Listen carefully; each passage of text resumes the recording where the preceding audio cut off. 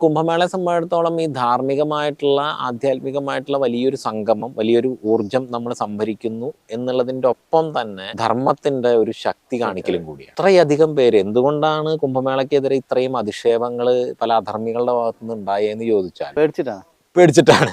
കാരണം ഒരു സൗകര്യവും ഇല്ലാതെ കാനഡയിൽ നിന്നും അമേരിക്കയിൽ നിന്നും ഇപ്പം അങ്ങനെയൊക്കെ തന്നെ ശിഷ്യന്മാര് അമേരിക്കയിൽ നിന്നും ഒക്കെ നേരെ ഇവിടെ വന്ന് കുളിച്ച് തിരിച്ചു പോയ ആളുകൾ ധാരാളം പേരുണ്ട്. അവരിങ്ങനെ വരുന്നു, ഒരു ഇതുമില്ലാതെ വന്നു കഴിഞ്ഞ് കഴിഞ്ഞാൽ ഞങ്ങൾ കുളിച്ചു, സന്യാസിമാരെ നമസ്കരിച്ചു എന്നൊക്കെ പറഞ്ഞിട്ടുള്ള ചിത്രം എടുത്ത് സോഷ്യൽ മീഡിയയിലൊക്കെ പ്രചരിപ്പിക്കുന്നു. അത് ഒരു ദിവസം 2 ദിവസമൊക്കെ ബ്ലോക്കിൽ കുടുങ്ങി കിടന്നിട്ടും 40 കിലോമീറ്റർ നടന്നിട്ടൊക്കെയാണ് വരുന്നത്.